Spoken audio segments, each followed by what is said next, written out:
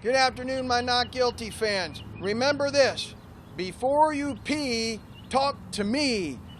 Don't worry about piss and piddle and pee-pee or wee-wee or tinkle or having to take a leak or any of those types of terms, because you just simply don't have to worry about it, because you're going to choose to refuse for the pee-pee po-po. You're not going to give them that urine test. Why? Here's why.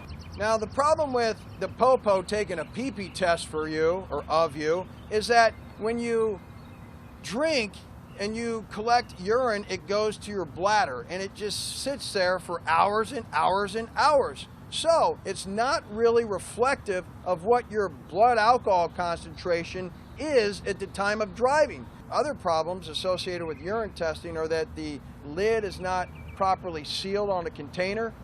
Also, the container may not be sterile.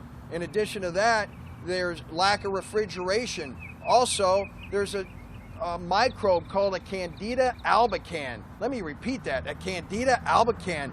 Essentially what that does is there's fermentation that is created within the sample independent of the alcohol that you actually consume.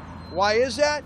Lack of proper preservative, lack of refrigeration, some type of contamination, not enough preservative in the container.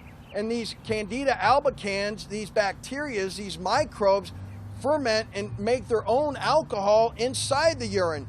In addition, there can be all kinds of problems associated with the person that handles the sample, chain of custody issues.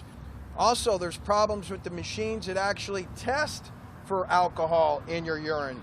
You can't always trust those machines. Lack of proper service and maintenance is frequent in these types of devices that test your urine. In addition, they typically just throw the urine away and don't preserve it, so you cannot get an independent test of the urine. Folks, the National Safety Council Committee on Alcohol and Drugs has concluded that for purposes of analyzing urine to predict or obtain a blood alcohol concentration, that method is to be discouraged, quote unquote. That's a government agency saying that. So if a government agency says that, you certainly need to choose to refuse and say no to the pee-pee po-po.